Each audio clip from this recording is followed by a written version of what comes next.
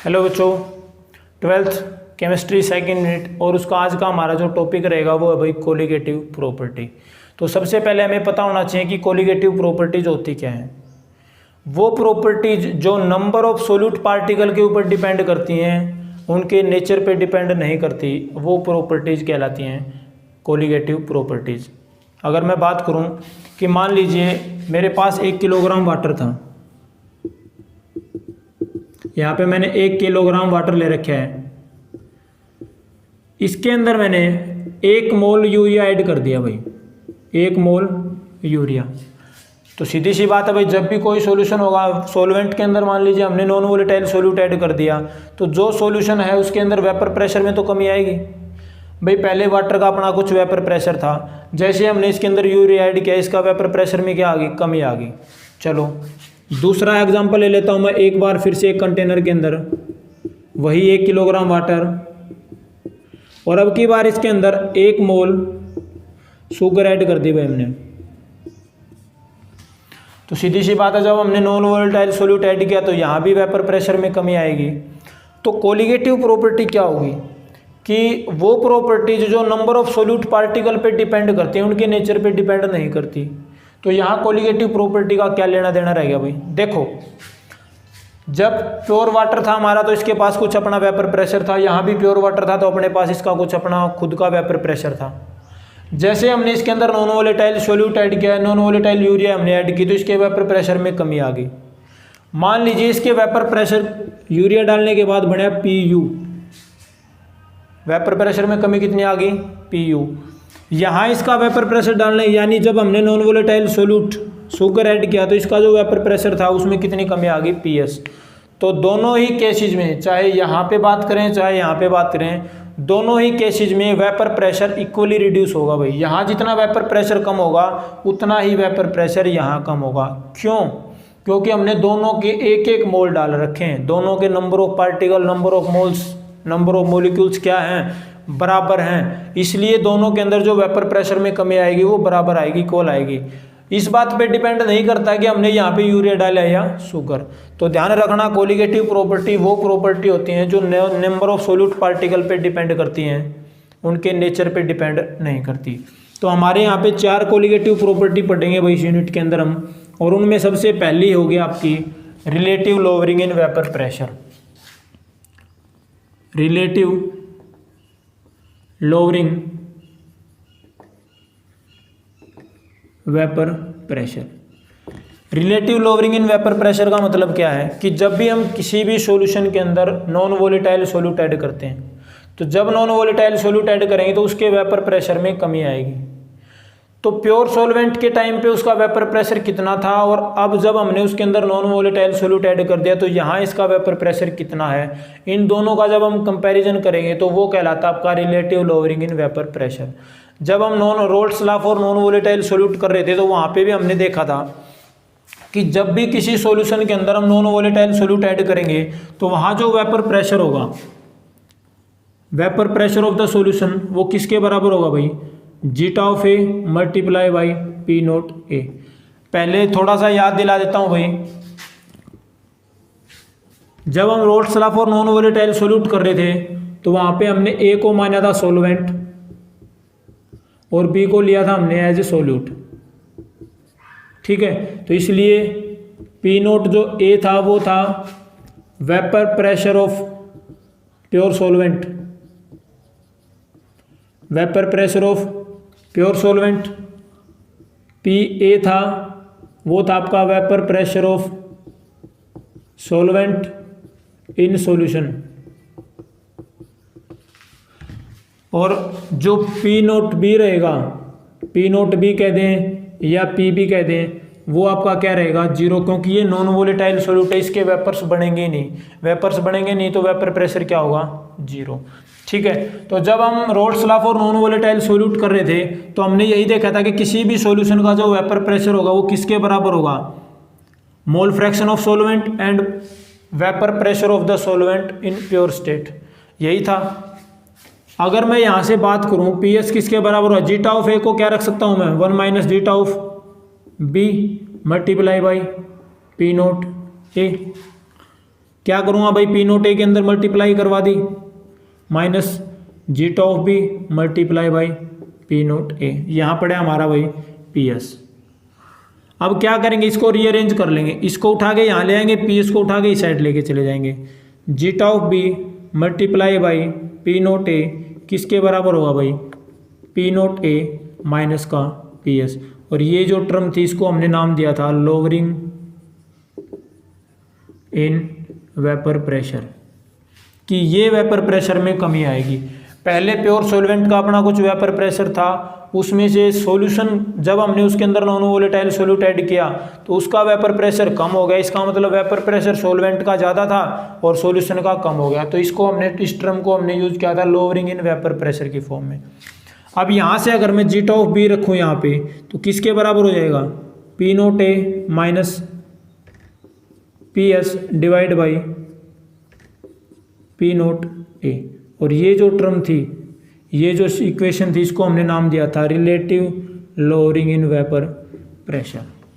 और ये पूरी जो इक्वेशन आपकी, इसको अगर मैं इक्वेशन स्टार नाम दे दूं तो ये इक्वेशन क्या शो कर रही है कि किसी भी सॉल्यूशन के अंदर अगर आपके पास कोई भी सॉल्यूशन है और उसके अंदर आपने नॉन वोलेटाइल सोल्यूट ऐड कर रखा है तो उसका जो relative lowering in vapour pressure होगा, relative lowering in vapour pressure होगा, वो मोल फ्रैक्शन ऑफ सोल्यूट के ऊपर डिपेंड करेगा या मोल फ्रैक्शन ऑफ सोल्यूट के इक्वल होगा भाई।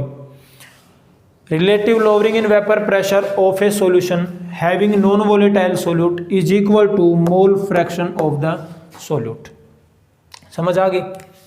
अब यहाँ से अगर हम इसको आगे करें तो जो जीटा ऑफ बी है यानी मोल फ्रैक्शन ऑफ सोल्यूट किसके बराबर होगा, N2 बटे N1 प्लस N2। ठीक है भाई। अब इस केस में क्या होगा भाई, अगर हम एक चीज़ और मान के चलते हैं कि W1 है वो क्या आपका,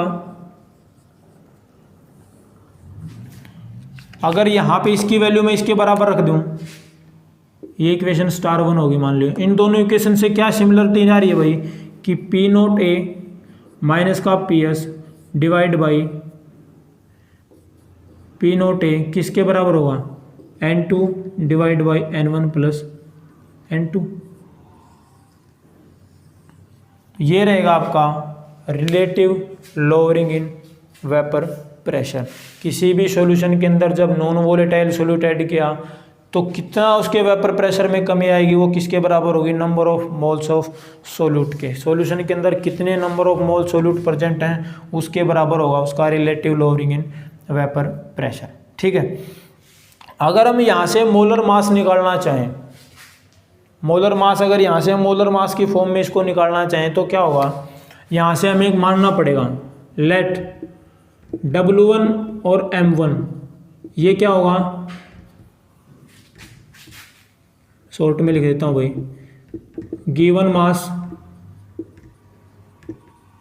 ऑफ सॉल्वेंट,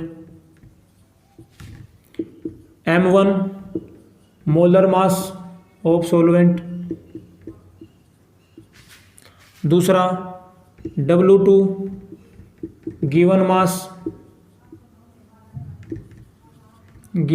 ऑफ सोल्यूट, और M2 वो होगा आपका मोलर मास ऑफ सोल्यूट। आपको नंबर ऑफ मोल्स निकालने हैं। नंबर ऑफ मोल निकालने का फार्मूला क्या है, given mass divide by molar mass. Number of moles of solute निकालने हैं तो सोल्यूट का कितना गिवन मास और कितना उसका मोलर मास है। लेकिन अगर हम यहाँ पे सॉल्यूशन ले लें फॉर ए डाइल्यूट सॉल्यूशन, हम सॉल्यूशन कैसा ले रहे हैं, डाइल्यूट सॉल्यूशन। अगर डाइल्यूट ले रहे हैं तो उसके अंदर सोल्यूट की मात्रा क्या होगी, कम होगी। तो हम सोल्यूट को यहाँ पे क्या कर देंगे भाई, नेगलेक्ट, यानी N1 यहाँ पे क्या कर देंगे भाई, नेगलेक्ट।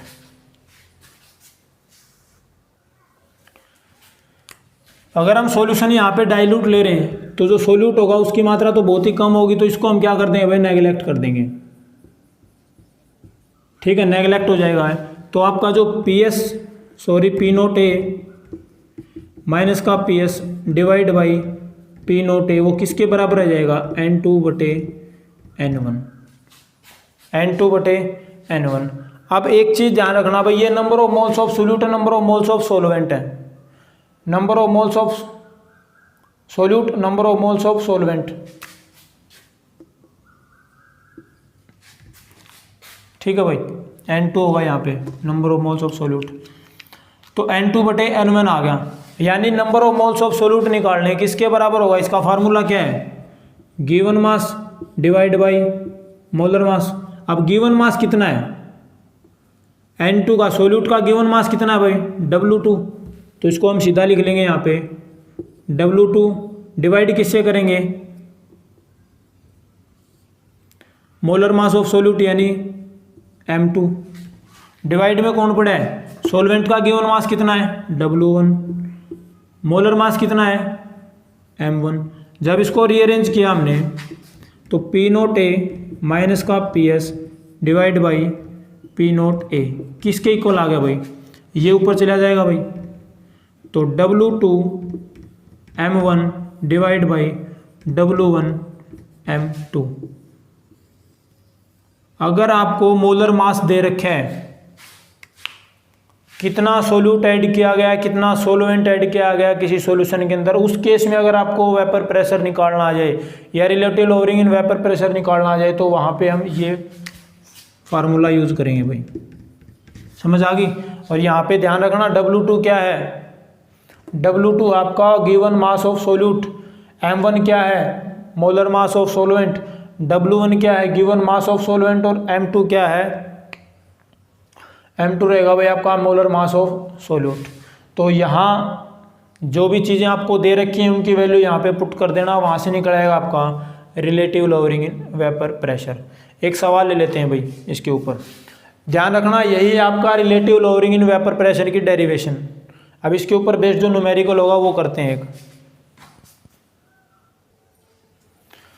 हमें ये दे रखे है भाई, the vapour pressure of water is 17.5 mm, lowering of vapour pressure of sugar solution is, ये calculate relative lowering in vapour pressure, दूसरा वेपर प्रेशर ऑफ सॉल्यूशन, और तीसरा मोल फ्रैक्शन ऑफ वाटर।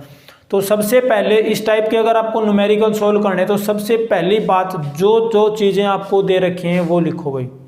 क्या दे रखे है देखो, vapour pressure of water is 70, यानी vapour pressure of water, water का वेपर प्रेशर दे रखा है। इसका मतलब क्या दे रखा है भाई, वाटर क्या है सोलवेंट, तो P0 A की वैल्यू दे दी आपको कितनी 17.51 mm, vapour pressure of solvent दे दिया। Lowering of vapour pressure of sugar solution is, क्या दे रखा है लोअरिंग इन वेपर प्रेशर, मैंने बताया था कि P0A माइनस का जो PS है उसी को हमने नाम दिया था lowering in vapour pressure, lowering in vapour pressure. तो यहाँ वैल्यू किसकी दे रखी है P0A माइनस PS, कितनी वैल्यू 0.0614 mm। निकालना क्या है relative lowering in vapour pressure, पहला क्या निकालना है relative lowering in vapour pressure, किसके बराबर था P0A माइनस का PS डिवाइड बाई P0A, किसके बराबर आएगा, ये वैल्यू आपको फिक्स दे रखी है 0.60614 डिवाइड बाई किससे करेंगे, vapour pressure of pure solvent कितना दे रखा है, आ जाएगा आपका वेपर प्रेशर ऑफ, यानी relative lowering in vapour pressure आ गया। अच्छा उसके बाद आपको निकालना है, इसकी वैल्यू आ रही भाई आपकी 0.00351। अब आपको निकालना है vapour pressure of the solution. Vapour pressure of solution का फार्मूला क्या है देखो, P0A माइनस का PS किसके बराबर है, कितना दे रखा है लोअरिंग इन वेपर प्रेशर किसके बराबर दे रखा है, ये 0.0614। सॉल्यूशन किसका, वेपर प्रेशर किसका निकालना है सॉल्यूशन का, तो इसको इस साइड उठा के लेके जाएं, इसको इस साइड रख लो। ये कितना दे रखा है, इसकी वैल्यू तो दे रखी है, तो इसको एक बार यहाँ ले जाओ, इसको यहाँ ले आओ। P0A माइनस का 0.0614 किसके बराबर आ गया PS के, यही तो निकालना है। पी नोट ए की वैल्यू कितनी है 17.51 माइनस 0.0614, ये किसके बराबर आ जाएगा vapour pressure of the solution. ठीक है भाई। उसके बाद तीसरा केस आपका मोल फ्रैक्शन ऑफ वाटर। वाटर क्या है भाई, इसके अंदर वाटर सॉल्वेंट है। ठीक है, आपको सॉल्वेंट का सॉरी किसका पूछ रखा है भाई, हाँ वाटर का ही पूछ रखा है। वाटर का मोल फ्रैक्शन पूछ रखा है कि कितने अमाउंट या कितने नंबर ऑफ मोल्स इसके अंदर प्रेजेंट हैं। अगर हम यहाँ से एक चीज़ देखें, हमने एक जो रोल्स लॉ के अकॉर्डिंग एक चीज़ पढ़ी थी कि P naught A minus P S divide by P naught A किसके बराबर होगा N2 divide by N1 plus N2, या इसको मैं कह दूँ number of moles of solute, mole fraction of solute. Relative lowering in vapour pressure, relative lowering in vapour pressure किसके बराबर था मोल फ्रैक्शन ऑफ सोल्यूट के। तो relative lowering in vapour pressure की वैल्यू कितनी आ रही है अपने पास, रख दो, यानी मोल फ्रैक्शन ऑफ सोल्यूट किसके बराबर आ गया 0.00351, ये मोल फ्रैक्शन ऑफ सोल्यूट आ गया। यही तो वैल्यू आपकी relative lowering in vapour pressure की थी, क्योंकि जो इक्वेशन हमें बता क्या रही है कि किसी भी सॉल्यूशन के अंदर अगर हमने नॉन वोलेटाइल सोल्यूट ऐड कर दिया तो उसका जो relative lowering in vapour pressure होगा वो उसके सोल्यूट के मोल फ्रैक्शन के बराबर होगा। सोल्यूट का मोल फ्रैक्शन कितना है, इसके बराबर हो गया। चलो अब हमें निकालना क्या है मोल fraction of water, mole fraction of water निकालना है। किसके बराबर हो जाएगा, हमने एक चीज़ पढ़ी थी zeta of A plus zeta of B किसके बराबर होगा 1 के। ये हमारे पास है, हमें ये निकालना है, इसको इस साइड लेके चले जाएं, यानी 1 माइनस का 0.00351, यहाँ जो बचेगा वो रहेगा आपका मोल फ्रैक्शन ऑफ H2O। ठीक है भाई, तो ये था आपका relative lowering in vapour pressure which is a colligative property, उसकी एक्सप्रेशन क्या होगी वो, और इसके ऊपर बेस्ड एक न्यूमेरिकल। ध्यान रखना जब भी relative lowering in vapour pressure करो तो स्टार्टिंग से बताना पड़ेगा कि let us consider there is a solution having non volatile solute, और जो नॉन वोलेटाइल सोल्यूट हमने उसके अंदर ऐड किया उसके कारण vapour pressure of the solution reduce होगा, और रिड्यूस होने के कारण कितना रिड्यूस होगा वो हमें रोल्स लॉ के अकॉर्डिंग निकाल लिया था। उसके बाद उसकी फिर और जो डेरिवेशन होगी वो आपको करनी है। अकेला सीधा यहाँ से शुरू मत कर देना कि by according to Raoult's law, पहले बताना पड़ेगा कि आपके पास एक सॉल्यूशन है, उसके अंदर आपने नॉन वोलेटाइल सोल्यूट ऐड किया है। जब नॉन वोलेटाइल सोल्यूट ऐड करेंगे तो उसका वेपर प्रेशर कम होगा, कितना कम होगा उसके मोल फ्रैक्शन ऑफ सोल्यूट के बराबर होगा। ठीक है, उसके बाद यहाँ पे ये इक्वेशन डिराइव करनी है आपको, पीछे वाली जो हमने करवाई थी। ठीक है भाई, तो ये था आपका relative lowering in vapour pressure जो कि पहली कोलिगेटिव प्रॉपर्टी थी। इसके बाद हम करेंगे नेक्स्ट कोलिगेटिव प्रॉपर्टी हमारी एलिवेशन इन बॉइलिंग पॉइंट।